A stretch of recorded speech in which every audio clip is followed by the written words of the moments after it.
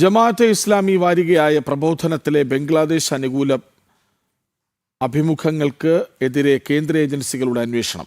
ഭാരത വിരുദ്ധ നിലപാട് സ്വീകരിക്കുന്ന ബംഗ്ലാദേശ് നേതാക്കളുടെ അഭിമുഖങ്ങളാണ് നിരന്തരമായി പ്രസിദ്ധീകരിച്ചത്. ബംഗ്ലാദേശ് ജമാഅത്തെ ഇസ്ലാമി അധ്യക്ഷൻ ഡോക്ടർ ഷഫീഖുർ റഹ്മാൻ അൽ ജസീറയ്ക്കും തുർക്കിഷ് ഇസ്ലാമിക മീഡിയ നെറ്റ്വർക്കായ TRT വേൾഡിനും നൽകിയ അഭിമുഖങ്ങളാണ് പ്രസിദ്ധീകരിച്ചത്. 2025 ജനുവരി 30-നും 2024 സെപ്റ്റംബർ 6-നുമാണ് പ്രബോധനം വാരികയിൽ അഭിമുഖങ്ങൾ നൽകിയത്. വിവരങ്ങളുമായി മിഥുൻ അയ്യപ്പൻ ഒപ്പം ചേരുന്നു. മിഥുൻ, എന്തുകൊണ്ട് കേന്ദ്ര ഏജൻസികൾ വരുന്നു? ജമാഅത്തെ ഇസ്ലാമിയുടെ പ്രബോധനം വാരിക ചെയ്തത് രാഷ്ട്രവിരുദ്ധ പ്രവർത്തനമെന്ന് വ്യക്തമായതുകൊണ്ടോ?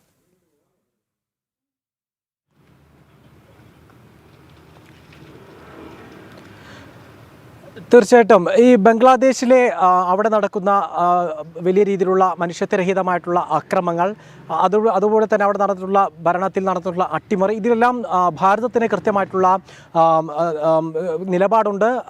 നയതന്ത്ര തലത്തിലും അന്താരാഷ്ട്ര തലത്തിലും ഭാരതം സ്വീകരിച്ചിരിക്കുന്ന ഒരു നീതിയുണ്ട്, ഭാരതം സ്വീകരിച്ചിരിക്കുന്ന നിലപാടുണ്ട്.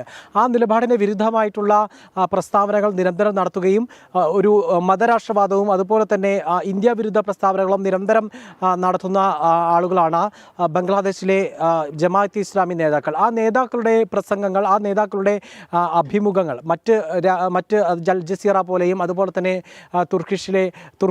തുർക്കിയിലെ ഒരു മാധ്യമമായിട്ടുള്ള ഇസ്ലാമിക മാധ്യമമായിട്ടുള്ള TRT വേൾഡിലെയും എല്ലാം പ്രസിദ്ധീകരിച്ച അവിടങ്ങളിലെല്ലാം തന്നെ വന്നിട്ടുള്ള അഭിമുഖങ്ങളുടെ മലയാള തർജ്ജമകൾ നിരന്തരം പ്രബോധനം വാരികയിൽ പ്രത്യക്ഷപ്പെടുന്നു എന്നുള്ളതാണ് ഇപ്പോഴത്തെ ഏറ്റവും പ്രധാനപ്പെട്ട ഒരു കാര്യം.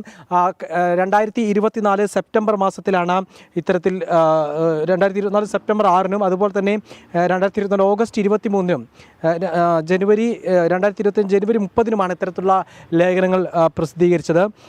ഈ ജനുവരി 30-നും 2025 ജനുവരി 30-നും 2024 സെപ്റ്റംബർ 6-നും പ്രസിദ്ധീകരിച്ച അഭിമുഖം എന്ന് പറയുന്നത് ബംഗ്ലാദേശ് ജമാഅത്തെ ഇസ്ലാമി അധ്യക്ഷനായിട്ടുള്ള ഡോക്ടർ ഷഫീഖുർ റഹ്മാൻ അൽ ജസീറയ്ക്ക് നൽകിയ അഭിമുഖമായിരുന്നു. അഭിമുഖത്തിൽ കൃത്യമായി പറയുന്നുണ്ട്, ഇന്ത്യയിൽ അഭയം നേടിയിട്ടുള്ള ഷെയ്ഖ് ഹസീനയെ വിട്ടു നൽകണമെന്നും അതുപോലെ തന്നെ അന്താരാഷ്ട്ര നീതിന്യായ കോടതിക്ക് മുമ്പാകെ വിചാരണയ്ക്ക് നൽകണമെന്നുള്ള ആവശ്യം അവർ ഉന്നയിക്കുന്നുണ്ട്. ഒപ്പം തന്നെ മതരാഷ്ട്രവാദവുമായി ബന്ധപ്പെട്ട് അവരുടെ നിലപാടെന്തെന്നും ബംഗ്ലാദേശിൽ നടന്നുകൊണ്ടിരിക്കുന്ന മനുഷ്യത്വരഹിതമായിട്ടുള്ള ഒരു വംശഹത്യ, ആ വംശഹത്യയെ വിപ്ലവം എന്ന് വിശേഷിപ്പിച്ചുകൊണ്ട് അവർ നടത്തുന്ന പ്രസ്താവന എല്ലാം തന്നെ അതേപടി തന്നെയാണ് മലയാളത്തിൽ ഈ പ്രബോധനത്തിൽ പ്രസിദ്ധീകരിച്ചു വരുന്നത്. തീർച്ചയായും അത് അത്തരം നീക്കങ്ങളെ, ഹിന്ദുവിരുദ്ധ കലാപത്തെയെല്ലാം വലിയ രീതിയിൽ വെള്ളപൂശുന്ന തരത്തിലുള്ള പ്രസ്താവനകൾ, അത്തരം പ്രസ്താവന നടത്തുന്ന ആളുകളുടെ അഭിമുഖങ്ങളാണ് ഇത്തരത്തിൽ പ്രസിദ്ധീകരിച്ചു വരുന്നത്. ഇതാണ് കേന്ദ്ര അന്വേഷണ ഏജൻസികളുടെ കണ്ണിൽപ്പെട്ടിരിക്കുന്നത്. അത് കൃത്യമായി ഇഴകീറി പരിശോധിക്കുകയാണ് ഏജൻസികൾ. ഈ ബംഗ്ലാദേശ് എന്ത് ആണ് ഭാരതത്തിനെതിരെ ചെയ്യുന്നതെന്ന് എല്ലാവർക്കും അറിയാം. അവിടെ ഹിന്ദു വേട്ട മറ്റൊന്നുമല്ല. ഏറ്റവും ഒടുവിൽ ഇന്ത്യയിൽ ക്രിക്കറ്റ് കളിക്കാൻ വരില്ലെന്ന് പറഞ്ഞവർ ബഹിഷ്കരിച്ച് പിന്മാറുകയാണ്. അപ്പോൾ ഏത് വിധേനയും ഭാരതവുമായി ശത്രുത വെച്ച് പുലർത്തുന്ന ഒരു രാഷ്ട്രം, അതിൽ ഭാരതത്തിനെതിരെ പ്രവർത്തിക്കുന്നവരുടെ അഭിമുഖങ്ങൾ എടുക്കുക, അത് പ്രസിദ്ധീകരിക്കുക, അതൊരു ശീലമാക്കുക. ഇപ്പോൾ ജമാഅത്തെ ഇസ്ലാമി കോൺഗ്രസുമായി വലിയ കൂട്ടുകെട്ടിലാണല്ലോ. കോൺഗ്രസിൻ്റെ നിലപാടെന്താണ്?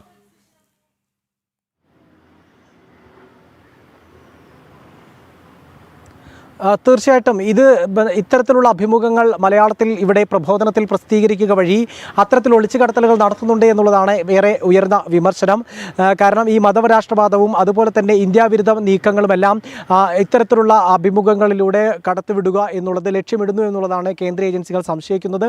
അതിൻ്റെ അടിസ്ഥാനത്തിലാണ് ഇത്തരത്തിൽ ശക്തമായിട്ടുള്ള നയതന്ത്ര യുദ്ധം തന്നെ അത്തരത്തിൽ നയതന്ത്ര തരത്തിൽ വലിയ നീക്കങ്ങൾ നടക്കുന്നതിനിടെയാണ് അത്തരം നേതാക്കളുടെ ലേഖനങ്ങളും അഭിമുഖങ്ങളുമെല്ലാം ഇവിടെ പ്രബോധനത്തിൽ പ്രസിദ്ധീകരിച്ചു വരുന്നത്. അതിൽ ചില ഗൂഢ അജണ്ടകളുണ്ട് എന്നുള്ളതാണ് ന്യായമായും ഉയരുന്ന സംശയം.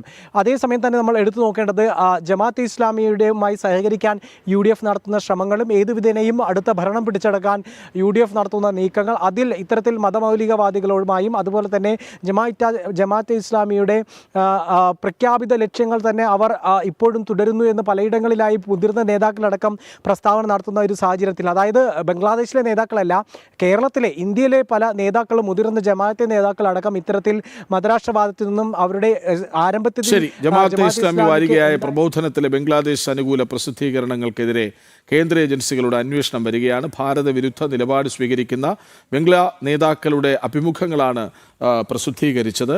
കേന്ദ്ര ഏജൻസികൾ വരികയാണ്. വിവരങ്ങൾ നൽകുകയായിരുന്നു മിഥുൻ അയ്യപ്പൻ.